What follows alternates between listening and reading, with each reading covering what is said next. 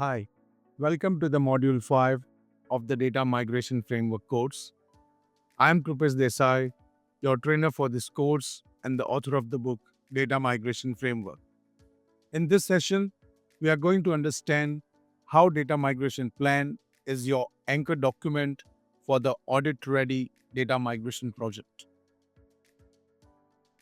In the last session, we covered what is audit and compliance and varying intensity of data governance across different industry verticals. We finished the last session with this message. So let's look at project data management and data migration plan one by one. Project data management, in simple words, is a set of principles applicable when you are doing a project that involves data and decisions are made about data during the project execution. I already clarified in the previous session that data migration is a data management task. So we are going to apply project data management principles to govern the data migration project by managing every piece of the project related data in a way that is controlled, traceable, secure, and audit ready. We also have levels in project data management where at level 1 we have light documentation and no or minimum sign off needs. Let's say you are migrating data from internal IT ticket system to a new IT support ticketing system. Maybe you are good at level 1. At level 2, you increase the bar and have formal version control and traceable sign off or approvals.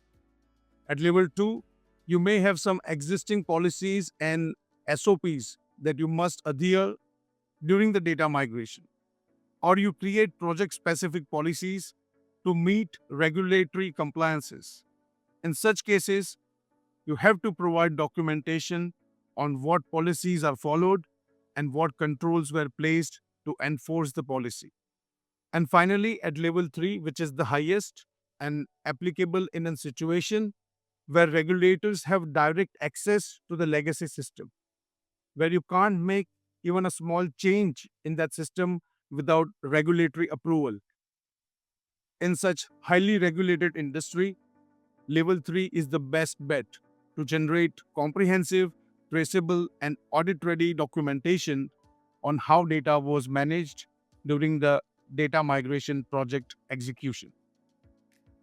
We just looked at the intensity of the documentation with level 1, 2, and 3. My framework recommends utilizing data migration plan as the anchor document. So my framework is applicable for any migration, but the amount and intensity of the content in the data migration plan can scale down to level 1 or scale up to level 2 or even level 3, depending on the compliance needs of the project. So, when you follow the framework as a strategic choice and decide to leverage data migration plan to be audit ready, you need to follow this simple journey of sign off or approvals at the data migration plan level. The first version of the plan focuses on the first 3 foundational components comprehensively, where it provides high-level summary on the remaining 7 components to inform all stakeholders about the intentions and methods through which iteration and migration phase of the project will be executed. The first version of the plan informed the project sponsor about what we are doing to minimize the risk of data migration. And it is an outcome of the project discovery work conducted using this framework. Do you remember I highlighted a set of questions for each component in previous videos? They are also published in my book at the end of every chapter.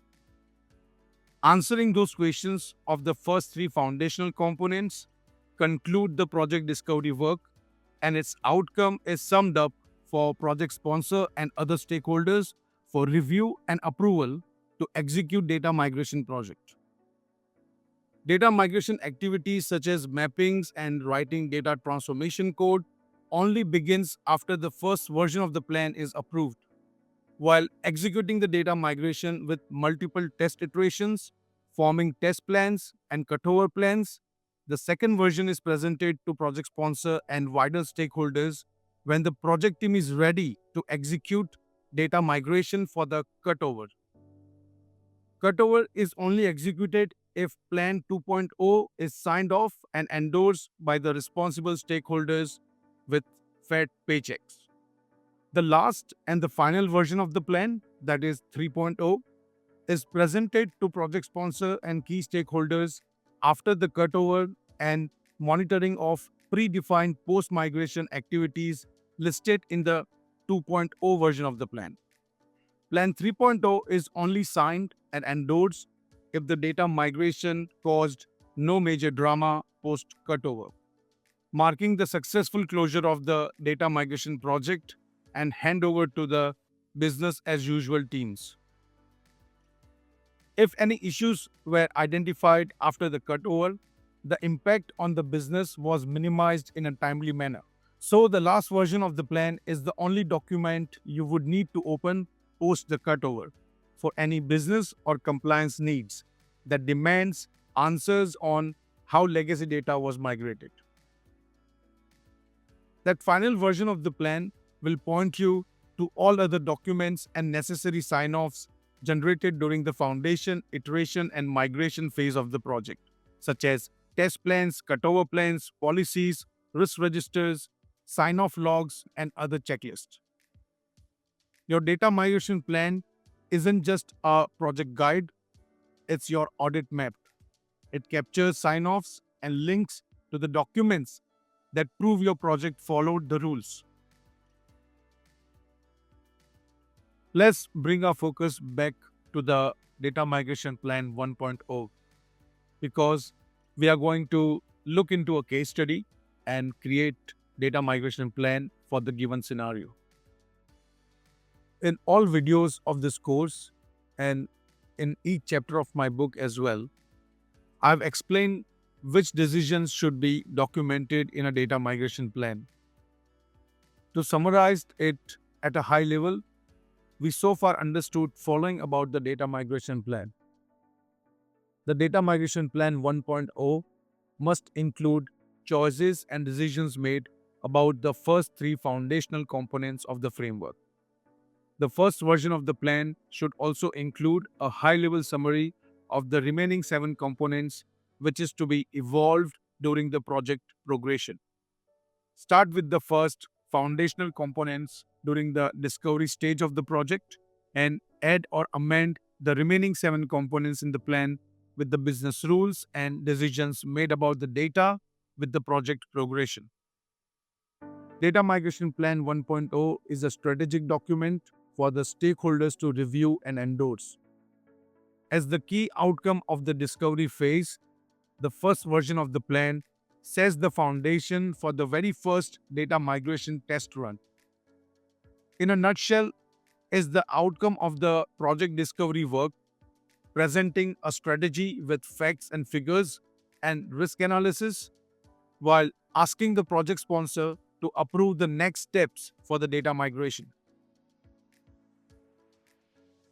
Once the Plan 1.0 is approved, the artifacts to be referred in the Plan 2.0 are generated during the life cycle of the data migration project and finally get summarized in the Plan 2.0 for the stakeholder approval to execute the cutover on a predefined day and within a predefined duration. In simple word, it is your readiness assessment for the big go live day. After the cutover, the approved and signed off Plan 3.0 is the successful closure of the project executed with care and dignity the underlying legacy data deserved. And the handover is done to the business as usual teams of the organization where data migration took place. We looked at the levels of project data management and how data migration plan is your anchor for an audit-ready data migration. Depending on the levels of project data management that you need to follow, you can add or skip these supporting artifacts that the final data migration plan will point to. So now that we know what is project data management and the significance of data migration plan, in the next video, I'm going to cover a case study and we are going to actually create a data migration plan. After that, in the last video, I'm going to highlight all the features of HOP that makes your data migration audit ready from the day one.